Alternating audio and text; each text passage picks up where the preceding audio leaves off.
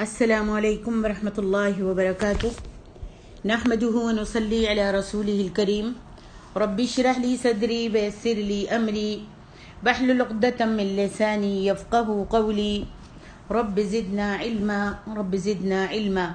اللهم انا نسألك علما نافعا ورزقا واسعا وقلبا شاکرا ولسانا ذاکرا وعملا متقبلا آمین یا رب العالمین۔ تفسیر سورۃ دخان آیت نمبر 40 سے آخر السورہ۔ اعوذ باللہ من الشیطان الرجیم ان یوم الفصل میقاتهم اجمعین یوم لا یغنی مولا عن مولا شیئا ولا هم ینصرون الا من رحم اللہ انه هو العزیز الرحیم۔ بلا شبہ فیصلے کا دن ان سب کے لیے طے شدہ ہے۔ اس دن کوئی دوست کسی دوست کے کچھ کام نہیں آئے گا اور نہ ان کی مدد ہی کی جائے گی سوائے اس کے جس پر اللہ نے رحم کیا۔ بلا شبہ وہی نہایت غالب خوب رحم کرنے والا ہے۔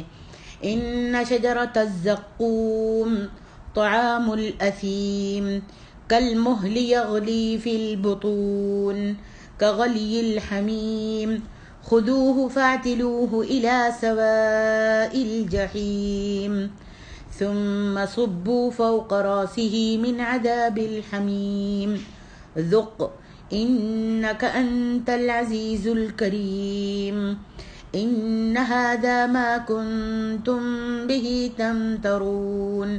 بے شک ٹھور کا درخت گناہگار کا کھانا ہے، پگھلے ہوئے تانبے کے مانند وہ پیٹوں میں کھولے گا، تیز گرم پانی کے کھولنے کی طرح۔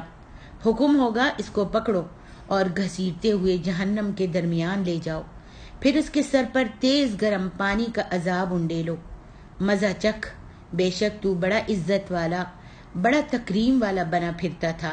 بلا شبہ یہی وہ عذاب ہے جس میں تم شک کرتے تھے۔ اللہ تبارک و تعالیٰ نے فرمایا ان یوم الفصل میقاتهم اجمعین، کچھ شک نہیں ہے کہ فیصلے کا دن ان سب کے یعنی اٹھنے کا دن جو ہے وہ طے شدہ وقت ہے۔ اللہ تعالیٰ نے طے کیا ہوا ہے اس وقت کو۔ اس سے مراد قیامت کا دن ہے جس میں اللہ تعالیٰ مخلوقات میں فیصلہ فرمائے گا، کافروں کو عذاب دے گا اور مومنوں کو ثواب دے گا۔ میقاتهم اجمعین، ان سب کے اٹھنے کا وقت جو ہے وہ اللہ تعالیٰ نے طے کیا ہوا ہے، یعنی کس دن قیامت آئے گی اور کس دن ان کو اٹھایا جائے گا۔ اس دن اسی دن وہ اگلوں اور پچھلوں سب کو جمع کرے گا۔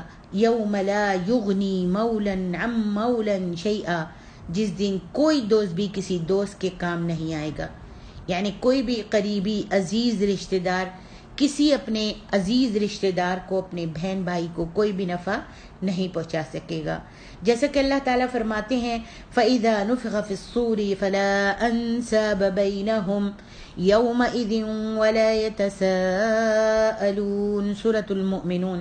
پھر جب سور میں پھونکا جائے گا تو نہ تو اس دن اس میں قرابتیں رہیں گی اور نہ وہ ایک دوسرے کو پوچھیں گے۔ فرمایا وَلَا يَسْأَلُ حَمِيمٌ حَمِيمًا يُبَصَّرُونَهُمْ سورۃ المعارج۔ کوئی بھی جگری دوست، بہت ہی چاہنے والا، دل کے قریب دوست جو دنیا میں ہمیشہ ایک ساتھ رہتے تھے، ایک جیسے ایک دوسرے کا حال احوال پوچھتے تھے، ایک دوسرے کی تکلیف میں اور مشکلوں میں کام آتے تھے، ہر وقت ایک دوسرے کے ساتھ رہتے تھے۔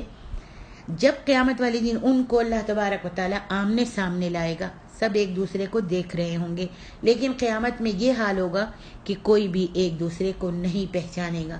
اگر پہچان بھی لے گا تو کسی سے کوئی حال احوال نہیں پوچھے گا کہ تم کس دکھ میں ہو یا کتنی تکلیف میں ہو یا تم کو کسی چیز کی ضرورت ہے، نہیں، ہر کوئی اپنے آپ میں پڑا ہوگا، نفس نفسی ہوگی، ہر کوئی اپنے لیے سوچ رہا ہوگا۔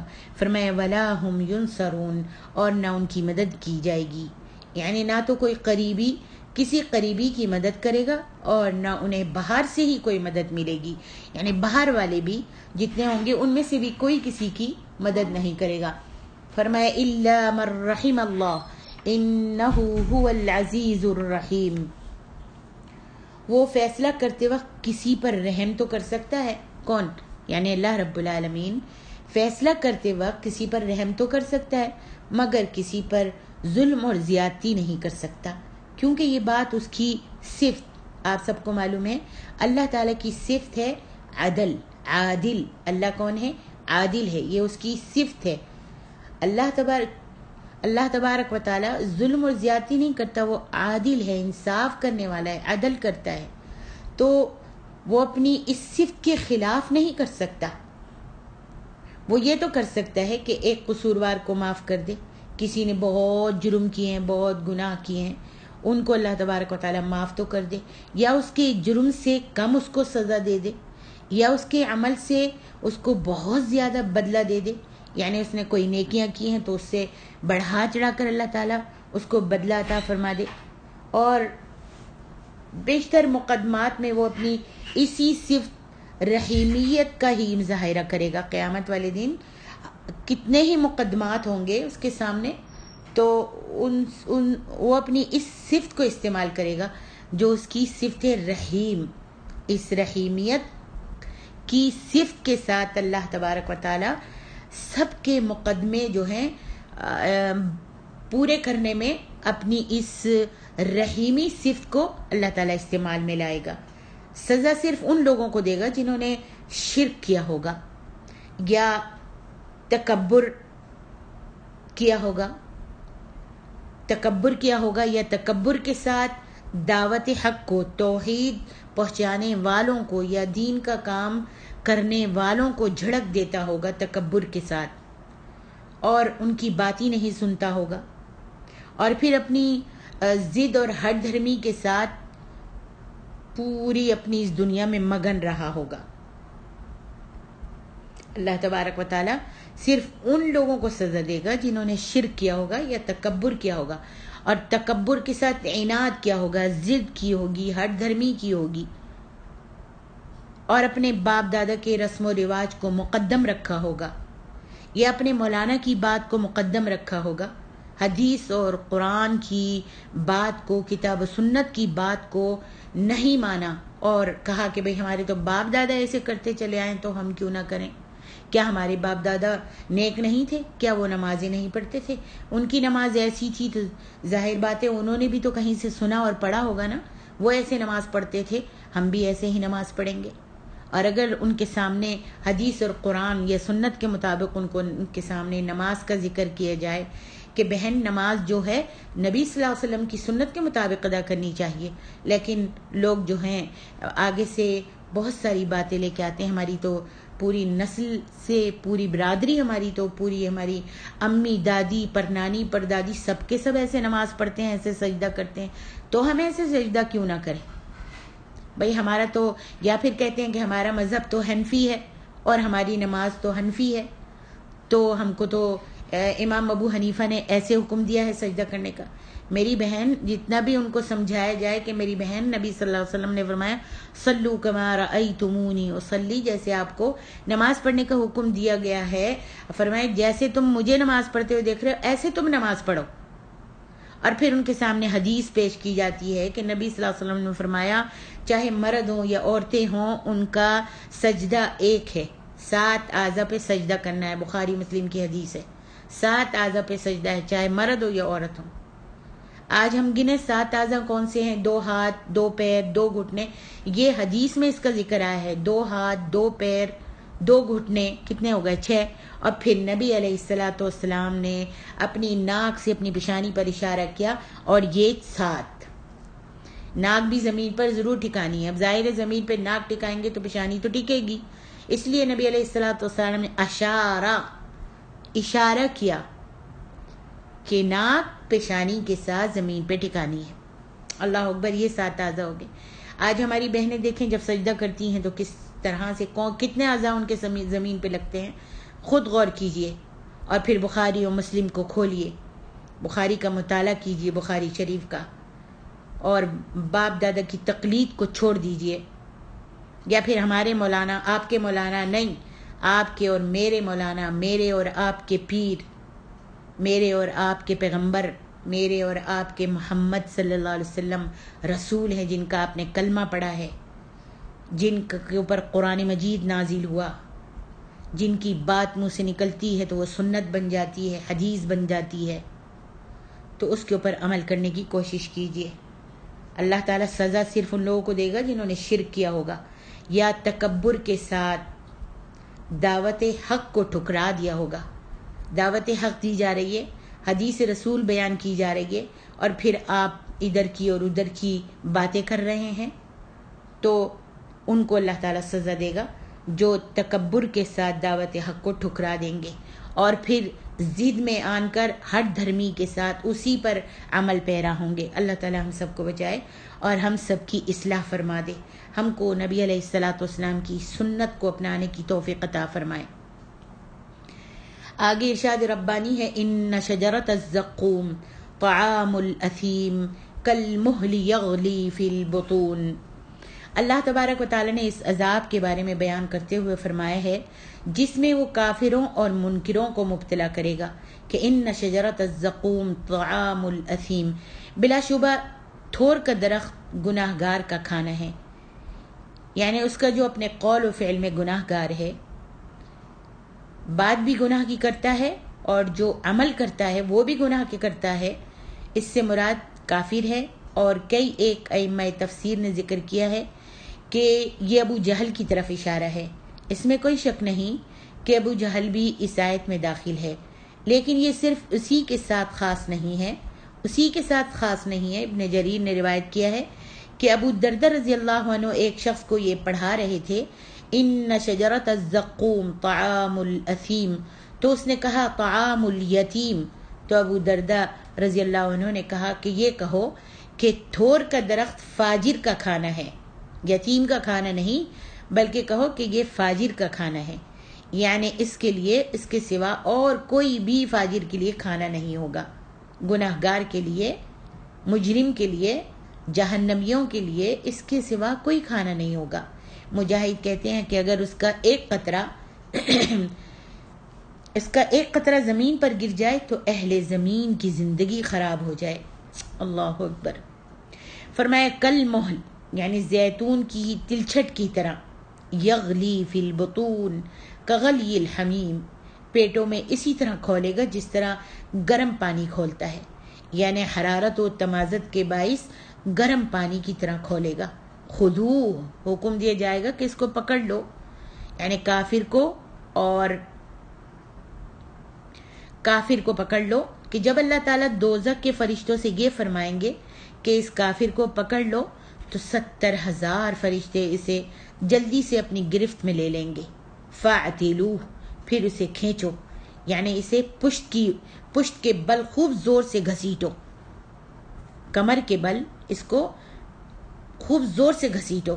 مجاہد کہتے ہیں کہ خذوہ فاعتلوہ، اس کے معنی ہے کہ اس کو پکڑو اور اس کو دھکا دے دو۔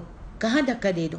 اللہ، الی سواء الجحیم، دوزخ کے درمیان میں، یعنی جہنم کے درمیان میں لے جاؤ۔ ثم صبوا فوق رأسہ من عذاب الحمیم، پھر اس کے سر پر کھولتے ہوئے پانی کا کچھ عذاب بھی انڈیل دو، جیسا کہ اللہ تعالیٰ دوسری جگہ فرماتے ہیں سورۃ حج میں، یصب من فوق رؤوسہم الحمیم یصہر بہ ما فی بطونہم والجنود، ان کے سروں پر کھولتا ہوا پانی ڈالا جائے گا، اس سے ان کے پیٹوں کے اندر کی چیزیں اور کھالیں جو ہیں وہ گل جائیں گی۔ فرشتہ اسے لوہے کے ہتھوڑے کے ساتھ مارے گا جس سے اس کا دماغ جہنمی کا پھٹ جائے گا، پھر اس کے سر پر گرم کھولتا ہوا پانی انڈیل دیا جائے گا جو اس کے بدن میں اتر جائے گا، جو اس کے پیٹ کی انتڑیوں وغیرہ کو کچل دے گا اور اس کے ٹخنوں میں سے نکل جائیں گی، اور اس کی جو انتڑیاں ہیں اس کے ٹخنوں میں سے نکل جائیں گی۔ اللہ تعالیٰ ہمیں اس سے اپنی پناہ میں رکھے، اللہ ہم کو جہنم کی عذاب سے بچائے، جہنم کی آگ سے بچائے، جہنم کے کھولتے ہوئے پانی سے بچائے۔ ذق انک انت العزیز الکریم، ذق معنی ہے اب مزہ چکھ، بے شک تو بڑی عزت والا اور سردار ہے، یعنی فرشتوں کو حکم ہوگا کہ تم اس سے ڈانٹ ڈپٹ اور ذلت اور رسوائی کے طور پر یہ بھی کہو کہ لے چکھ، تو بڑا دنیا میں عزت دار بنا پھرتا تھا، سردار لوگوں کا بنا پھرتا تھا، حکومت کرتا تھا، ہر طرف ڈانٹ ڈپٹ کرتا رہتا تھا. اب تو یہ چکھ ذق، اب تو چکھ اس کو کہ تو یہاں کیسا بدلہ دیا جا رہا ہے.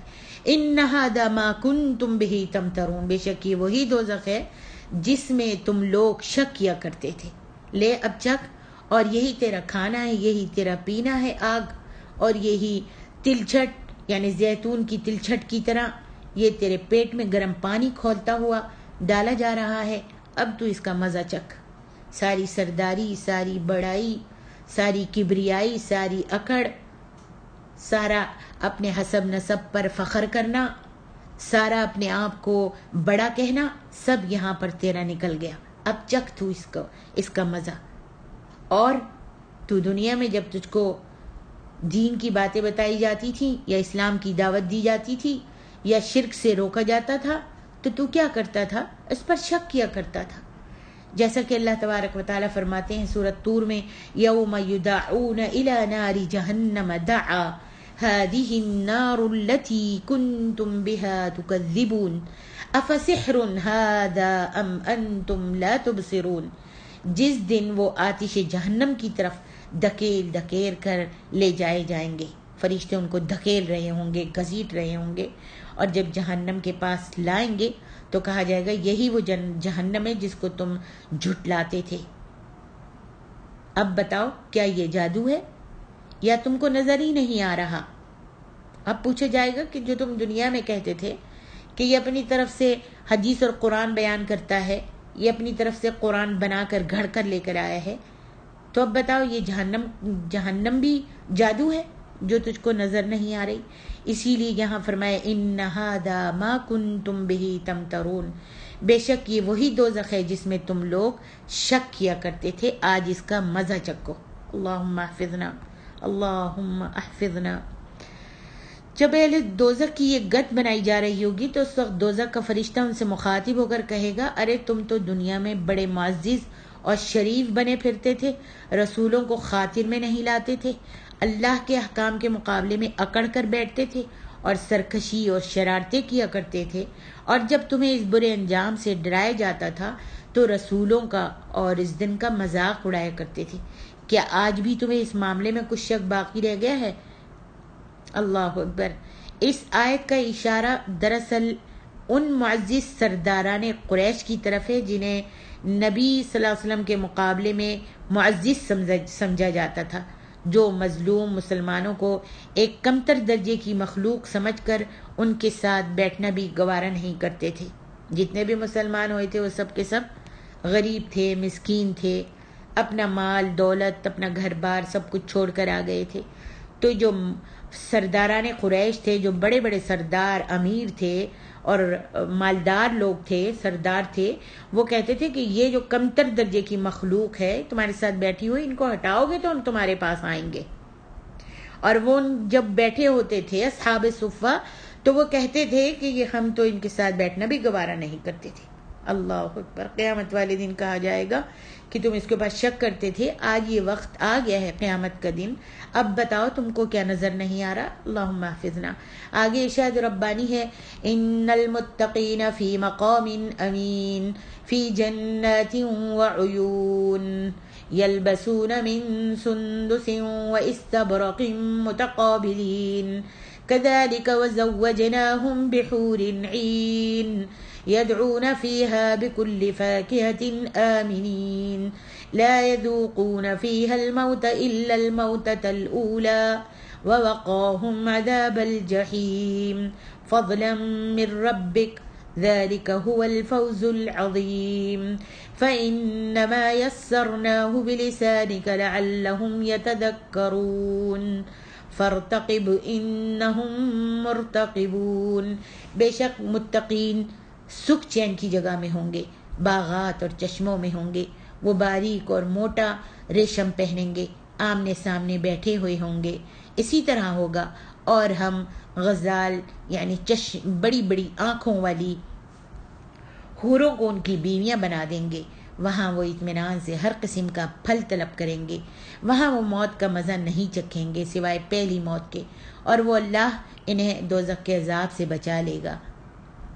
یہ آپ کے رب کا فضل ہوگا، یہی بہت بڑی کامیابی ہے۔ پس اے نبی محمد صلی اللہ علیہ وسلم، ہم نے تو اس قرآن کو آپ کی زبان میں آسان کر دیا ہے تاکہ وہ نصیحت پکڑے، لہذا اب آپ انتظار کیجئے، بلا شبہ وہ بھی منتظر ہیں۔ بدبختوں اور بد نصیبوں کے حال کے بعد اب اللہ سبحانہ و تعالی نے خوش بختوں اور سعادت مندوں کا ذکر فرمایا ہے، اور اسی وجہ سے قرآن مجید کا نام مثانی رکھا گیا ہے، جس میں مضامین کو دوہرا دوہرا کر بیان کیا جاتا ہے۔ ارشاد باری تعالیٰ ہے ان المتقین، بے شک پرہیزگار لوگ، یعنی دنیا میں اللہ تعالی سے ڈرنے والے، فی مقام امین، پر امن مقام میں ہوں گے، یعنی آخرت میں جنت میں ہوں گے، اور اس میں موت یا نکالے جانے کے خوف سے امن میں ہوں گے۔ وہ ہر غم و فکر، گھبراہٹ اور پریشانی، تکلیف و تھکاوٹ، شیطان اور اس کے مکر و فریب اور تمام آفات و مصائب سے محفوظ ہوں گے۔ سبحان اللہ۔ فی جنات و عیون، باغوں اور چشموں میں ہوں گے، یعنی ان لوگوں کے مقابلے میں جن کا تھور کا درخت کھانے اور گرم کھولتا ہوا پانی پینے کو ملے گا، یہ لوگ جنت کے باغات اور چشموں سے شاد کام ہوں گے۔ یلبسون من سندس، وہ ریشم کا باریک لباس پہنے ہوئے ہوں گے، اعلیٰ قسم کا ریشم جسے وہ قمیصوں کے لیے استعمال کریں گے۔ واستبرق، اور دبیز ریشم جس میں بہت چمک دمک اور سج دھج ہوگی، جسے وہ زیب و زینت کے طور پر استعمال کریں گے، ان چیزوں کی طرح جنہیں لباس کے اوپر پہنا جاتا ہے، یعنی سب سے اچھا زرق برق جو ہے اور سج دھج والی چیز جو ہے وہ اوپر پہنی جاتی ہے۔ اللہ اکبر۔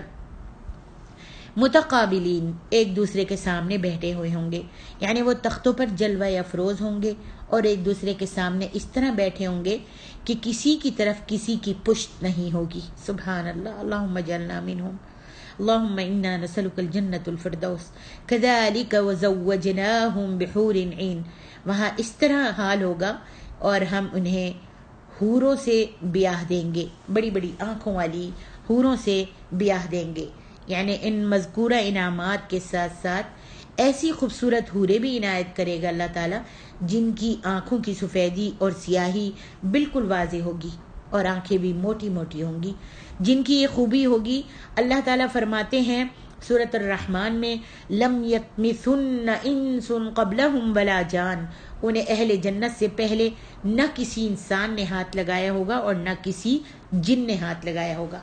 اور اسی طرح ارشاد باری تعالیٰ ہے سورۃ الرحمن میں، کأنہن الیاقوت والمرجان، گویا وہ یاقوت اور مرجان ہے۔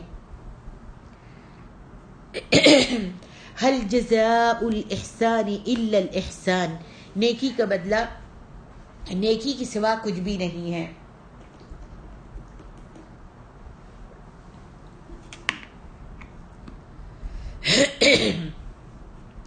ارشاد باری تعالیٰ یدعون فیہا بکل فاکہۃ آمنین، وہاں مطمئن ہو کر ہر قسم کے پھل منگوائیں گے اور کھائیں گے، یعنی جس انواع و اقسام کے بھی پھل وہ طلب کریں گے ان کی خدمت میں پیش کر دیے جائیں گے، اور انہیں پھلوں کے ختم ہو جانے یا ان سے روک دیے جانے کا بھی کوئی اندیشہ نہیں ہوگا، بلکہ جب بھی وہ ارادہ کریں گے اسی وقت ان کی خدمت میں پھل فروٹ اور جو بھی چاہیں گے ان کی خدمت میں پیش کر دیا جائے گا۔ فرمایا لا یذوقون فیہا الموت الا الموتۃ الاولی، وہاں وہ موت کا مزہ بھی نہیں چکھیں گے سوائے پہلی موت کے۔ یہ استثناء نفی کی تاکید کرتا ہے، یعنی استثناء منقطع ہے، معنی یہ ہے کہ وہ جنت میں کبھی موت کا مزہ نہیں چکھیں گے، جیسا کہ صحیحین میں ہے کہ نبی علیہ الصلوۃ والسلام نے فرمایا یؤتی بالموت فی صورت کبش املح فیوقف بین الجنة والنار فیذبح ثم یقال یا اہل الجنة خلود فلا موت ویا اہل النار خلود فلا موت، موت کو چتکبرے مہنڈے کی صورت میں لا کر جنت اور جہنم کے درمیان میں کھڑا کر دیا جائے گا، پھر اس کو ذبح کر دیا جائے گا، پھر کہا جائے گا اے جنت والو تم اب ہمیشہ ہمیشہ رہو گے جنت میں اور کبھی بھی تم کو موت نہیں آئے گی. اور یا اہل النار، اے اہل دوزخ، تم بھی اب ہمیشہ ہمیشہ دوزخ میں رہو گے، جہنم میں رہو گے، اور تم کو بھی کبھی بھی موت نہیں آئے گی. امام عبد الرزاق نے ابو سعید اور ابو ہریرہ رضی اللہ عنہما سے روایت کیا ہے کہ نبی علیہ الصلوۃ والسلام نے فرمایا ینادی مناد ان لکم ان تصحوا فلا تسقموا ابدا وان لکم ان تحیوا فلا تموتوا ابدا وان لکم ان تشبوا فلا تهرموا ابدا وان لکم ان تنعموا فلا تبأسوا ابدا. ایک پکارنے والا صدا لگائے گا، بے شک اب تم تندرست ہوگے، کبھی بھی بیمار نہیں ہوگے. اللہ اکبر. یقیناً تم زندہ رہو گے، کبھی بھی نہیں مرو گے، بلا شبہ تم سدا جوان رہو گے اور اس کے بعد کبھی بھی بوڑھے نہیں ہوں گے. کوئی شک نہیں کہ تم عیش و عشرت کی زندگی بسر کرو گے، پھر کبھی بھی پریشانی نہیں دیکھو گے. اللہ اکبر. اس حدیث کو امام مسلم نے بھی روایت کیا ہے. حضرت ابو ہریرہ سے روایت ہے کہ نبی علیہ الصلوۃ والسلام نے فرمایا جو شخص اللہ تعالیٰ سے ڈر جائے وہ جنت میں داخل ہوگا، اس میں ہمیشہ خوش و خرم رہے گا اور کبھی بھی پریشان حال نہیں ہوگا، زندہ رہے گا، کبھی فوت نہیں ہوگا، نہ اس کے کپڑے بسیدہ ہوں گے اور نہ اس کا شباب ختم ہوگا. اللہ اکبر. اللہم انا نسألک الجنت الفردوس. ارشاد باری تعالیٰ ہے ووقاہم عذاب الجحیم، اور اللہ تعالیٰ ان کو دوزخ کے عذاب سے بچائے گا. یعنی ان عظیم الشان ابدی نعمتوں کے ساتھ ساتھ وہ انہیں دوزخ کے دردناک عذاب سے بھی بچائے اور محفوظ رکھے گا، جس سے انہیں مطلوب حاصل ہو جائے گا، اور جس عذاب سے انہیں ڈرایا گیا تھا اس سے نجات مل جائے گی. یعنی دنیا میں جس عذاب سے ان کو ڈرایا جاتا تھا اس سے ان کو نجات دے کر اللہ تعالیٰ ان کو جنت میں داخل کر دے گا. اسی لیے اللہ عز و جل نے فرمایا ہے فضلا من ربک ذلک هو الفوز العظیم، یہ آپ کے پروردگار کا فضل ہے، یہی تو بڑی کامیابی ہے. یعنی یہ سب کچھ اللہ تعالیٰ کے فضل و کرم اور احسان کی وجہ سے ہوگا. جیسا کہ صحیح حدیث میں ہے نبی علیہ الصلوۃ والسلام نے فرمایا اعملوا قاربوا وسددوا واعلموا فإنه لن يدخل الجنة أحدا عمله قالوا يا رسول الله ولا أنت قال ولا أنا إلا أن يتغمدني الله برحمة منه وفضل. عمل کرو، میانہ روی اختیار کرو اور صحیح عمل کرو، جان لو کہ کسی کو اس کا عمل ہرگز جنت میں داخل نہیں کرے گا. صحابہ نے عرض کی اللہ کے رسول صلی اللہ علیہ وسلم کیا آپ کو بھی آپ کے عمل جنت میں نہیں لے جائیں گے؟ فرمایا میں بھی نہیں جانے والا، الا یہ کہ اللہ تعالیٰ مجھے اپنی رحمت اور فضل کے ساتھ جنت میں داخل کر دے. اللہ اکبر. اللہ تبارک و تعالیٰ چاہے گا تو اپنی رحمت سے، اپنے فضل سے ہر انسان کو، گناہ گار تک کو معاف کر کے اپنی رحمت اور فضل سے جنت میں داخل کر دے گا. تو اس واسطے چاہیے کہ اللہ تعالیٰ کی امید سے مایوس نہ ہوں، اللہ تعالیٰ سے ہمیشہ اچھی امید رکھیں اور اس کی رحمت کی دعا کیا کریں کہ اللہ ہم کو اپنی رحمت سے جنت الفردوس میں جگہ دے دینا. آگے اللہ تعالیٰ فرماتے ہیں فَإِنَّمَا يَسَّرْنَاهُ بِلِسَانِكَ لَعَلَّهُمْ يَتَذَكَّرُونَ. پس بے شک ہم نے اس قرآن کو آپ کی زبان میں آسان کر دیا ہے تاکہ یہ لوگ نصیحت پکڑیں. اللہ تبارک و تعالیٰ نے تو واقعی قرآن کو آسان ہی بنایا تھا، لیکن ہمارے فرقہ باز علماء نے اسے مشکل ترین کتاب بنا دیا ہے، اور یہی کچھ عوام کو ذہن نشین کرایا جاتا ہے کہ اس کی دلیل درس نظامی کا وہ نصاب ہے جو دینی مدارس میں 6، 7، 8 حتیٰ کہ 9 سال میں پڑھایا جاتا ہے. اس نصاب میں قرآن کے ترجمے اور تفسیر کی باری عموماً آخری سال میں آتی ہے. پہلے چند سال تو صرف صرف و نحو میں صرف کیے جاتے ہیں، صرف و نحو پڑھائی جاتی ہے. ان علوم کو خادم قرآن علوم کہا جاتا ہے اور ان علوم کی افادیت مسلم، لیکن جس طالب علم کو فرصت ہی 2-4 سال کے لیے ملتی ہے اسے کیا قرآن سے بے بہرہ ہی رکھنا چاہیے؟ پھر اس کے بعد فقہ پڑھائی جاتی ہے تاکہ قرآن اور حدیث کو بھی فقہ کی مخصوص اینک سے ہی، مخصوص چشمے سے ہی دیکھا جا سکے۔ تقلید شخصی کے فوائد بھی بیان کیے جاتے ہیں، تقلید شخصی کے فوائد بھی سکھائے جاتے ہیں، جس کا اثر یہ ہوتا ہے کہ جس فرقے کے مدرسے میں طالب علم داخل ہوتا ہے ٹھیک اسی سانچے میں ڈھل کر نکلتا ہے۔ اسی طرح فرقے بازی کی گرفت کو تو واقعی مضبوط بنا دیا جاتا ہے، مگر حقیقتاً ان طالب علموں کو قرآن مجید کی بنیادی تعلیم سے دور رکھا جاتا ہے، اور ان کو یہ کہا جاتا ہے کہ جب تک ان ابتدائی علوم کو پڑھا نہ جائے اس وقت تک قرآن آپ کی سمجھ میں نہیں آ سکتا۔ اور اس طرح عملاً اللہ تعالیٰ کے اس ارشاد کی تردید کی جاتی ہے کہ ہم نے قرآن کو آسان بنا دیا ہے تاکہ لوگ اس سے نصیحت حاصل کریں۔ فَإِنَّمَا يَسَّرْنَاهُ بِلِسَانِكَ لَعَلَّهُمْ يَتَذَكَّرُونَ۔ قرآن مجید شرک کا سخت دشمن ہے، یاد رکھیے۔ کوئی صورت اور کوئی صفحہ بھی ایسا نہیں ہے قرآن کا جس میں شرک کی تردید یا توحید کے اثبات میں کچھ نہ کچھ مذکور نہ ہو، کچھ نہ کچھ بیان نہ کیا گیا ہو، مگر ہمارے طریقہ تعلیم کا یہ اثر ہے کہ شرک کی کئی اقسام مسلمانوں میں رواج پا گئی ہیں اور انہیں عین دین حق اور درست قرار دیا جاتا ہے، بلکہ شرک سے روکنے والوں کو کافر کہہ کر ان پر عرصہ حیات تنگ کر دیا جاتا ہے۔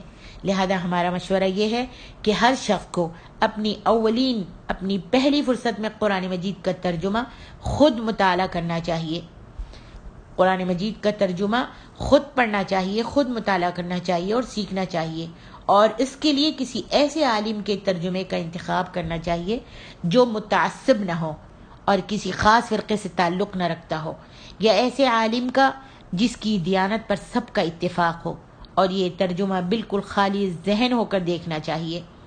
قرآن سے خود ہدایت لینی چاہیے، اپنے سابقہ یا کسی کے نظریات کو قرآن میں داخل نہیں کرنا چاہیے، نہ اس سے اپنے نظریات کھینچ تان کر اور تعویلیں کر کے کشید کرنا چاہیے۔ یہی طریقہ ہے جس سے قرآن سے ہدایت حاصل کرنے کی توقع کی جا سکتی ہے۔ آگے ارشاد ربانی ہے فَارْتَقِبْ إِنَّهُمْ مُرْتَقِبُونَ، بس آپ بھی انتظار کریں، یہ بھی انتظار کر رہے ہیں، اور یہ عنقریب جان لیں گے کہ دنیا اور آخرت میں کس کو فتح اور نصرت اور سر بلندی اور سرفرازی نصیب ہوتی ہے۔ اے محمد صلی اللہ علیہ وسلم، دنیا اور آخرت کی کامیابیاں اور کامرانیاں تو آپ کے لیے، آپ کے بھائیوں انبیاء اور مرسلین کے لیے اور آپ کے نقش قدم پر چلنے والے مومنوں کے لیے ہی ہیں۔ آپ تو اس بات کے منتظر رہیے کہ کب ان کی بدعمالیوں کی وجہ سے ان کی شامت آتی ہے، اور وہ اس بات کے منتظر ہیں کہ آپ پر کب کون سی ناگہانی آفت آتی ہے، مصیبت آتی ہے جو آپ کو اور مسلمانوں کو صفحہ ہستی سے نیست و نابود کر دے۔ اور کام تو وہی ہوگا جو اللہ کو منظور ہے، اور اسی وقت ہوگا جب اللہ کو منظور ہوگا انشاءاللہ۔ الحمدللہ سورۃ دخان کی تفسیر مکمل ہو گئی ہے۔ وَلِلَّهِ الْحَمْدُ وَالْمِنَّةُ وَبِهِ التَّوْفِيقُ وَالْعِصْمَةُ۔ اللہ تبارک و تعالیٰ قبول فرمائے، اور اگر ہم سے کوئی زیر زبر کی یا کوئی ایسی غلطی ہو گئی ہے تو اللہ تبارک و تعالیٰ بھول چوک ہو گئی ہے تو اللہ رب العالمین اس کو معاف فرما دے۔ سبحانک اللہم و بحمدک، اشہد ان لا الہ الا انت، استغفرک و اتوب الیک۔